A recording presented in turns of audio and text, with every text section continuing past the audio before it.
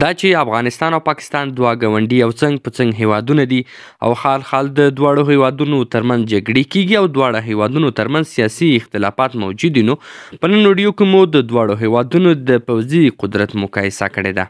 ویډیو تر پایه وګورئ او چینل هم سبسکرایب کړئ. د پاکستان پوځ او افغانستان اسلامي امارت پوځ د تاریخ، جوړښت، وسایلو او ستراتیژیو له نظره جلا ځانګړتیاوې لري.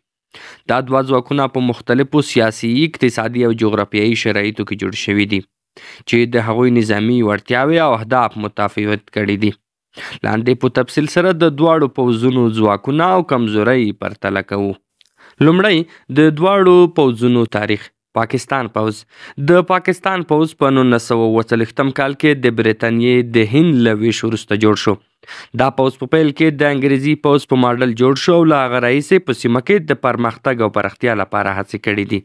په مختلفو جګړو کې لکه د هند سره په 1948، 1965، 1971 او 1999 کلونو کې جګړو کې یې ګډون کړی دی. په سیمه کې د اټومي وسلو لرونکی ځواک دی. اسلامي امارت پوځ.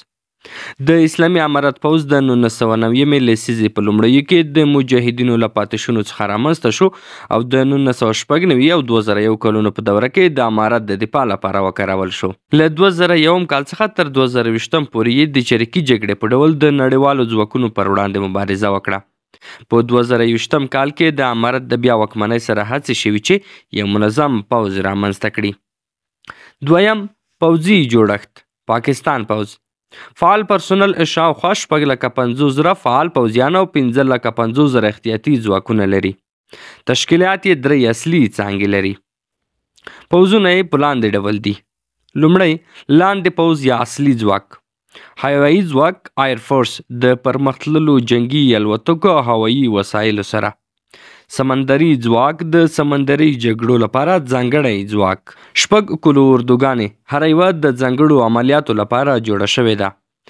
SSG ځانګړي ځواکونه چې د ځانګړو عملیاتو لپاره روزل شوي دي. اسلامي امارت.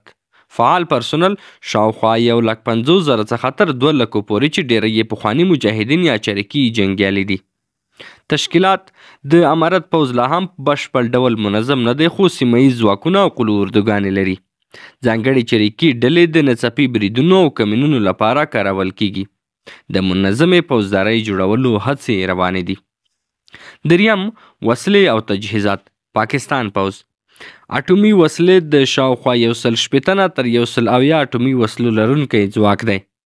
پرمختللي ټانګونه لکه الخالد، T-80، T-15 جنگي الوتکې لکه GF-19 تندر، F-14 او میراګا. اوږد واټن توغندي لکه شاهین، غوري او نصر. لوجستیک ملاتړ. د نړیوالو متحدینو لکه چین او امریکا لخوا مالی او تخنیکی مرسته ترلاسه کوي. اسلامي امارت پوځ. وسلې او تجهیزات. د پخواني افغان ملي پوځ څخه ترلاسه شوي وسایل لکه M4، M14 ټوپکونه، هوایي ګاډي او ځینې زغروال ګاډي. د نړیوالو ځواکونو څخه پاتې شوي پرمختللي وسایل لکه نایټ ویژن وسلې او درنې وسلې.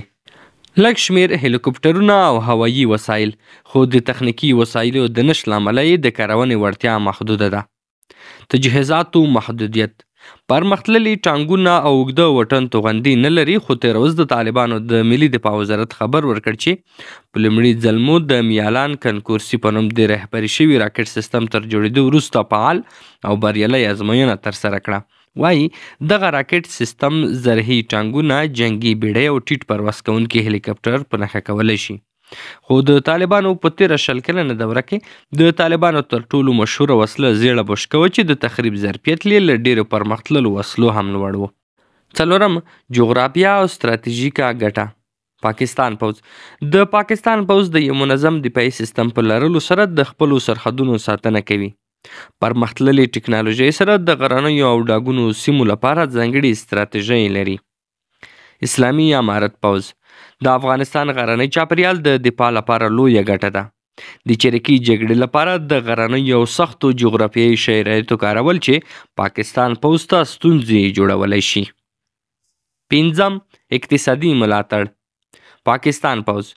پاکستان خپل پوځ ته کلنۍ بودیجه ځانګړې کړې ده چې په 2023 کال کې شاوخوا 10 میلیارده ډالره وه. د نړیوالو ملاتړ چین، امریکا، سعودي عربستان څخه هم مالی او تخنیکي مرسته ترلاسه کوي.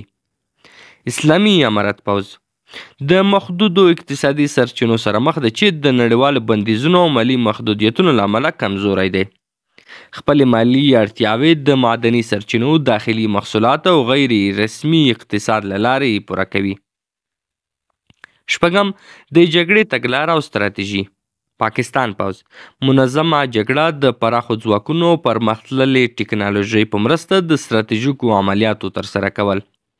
اټومي ډیټرنس د اټومي وسلو شتون د جګړې د ډار په توګه کاروي. اسلامي امارت پوځ چریکي جګړه د ناڅاپي بریدونو او کمینونو لپاره ځانګړې وړتیا لري. د سیمه ییز ملاتړ کارول د ولسي خلکو ملاتړ د خپلو عملیاتو لپاره کاروي. نو په پایله کې وایو چې پاکستان پوځ پرمختللې ټکنالوژي، اټومي وسلې او نړیوال ملاتړ لري چې دا پوځ په سیمه کې د یوه ځواکمن ځواک په توګه ګڼل کیږي. خو اسلامي امارت پوځ د چریکي جګړې مهارتونه او د جغرافیایي شرایطو ګټه لري، خو د وسلو او تجهیزاتو سره محدودیت له امله په اوږدو جګړو کې له ستونزو سره مخ کیدای شي. دواړه پوځونه ځانګړې وړتیاوې او کمزورۍ لري، خو په مستقیمه جګړه کې د پاکستان پوځ نسبتا اسلامي امارت ته ډیر پیاوړی ګڼل کیږي. د اسلامي امارت لپاره به د اوږدمهالې جګړې او چریکي ستراتیژۍ کارول ګټور وي که د مقاومت اړتیا وي.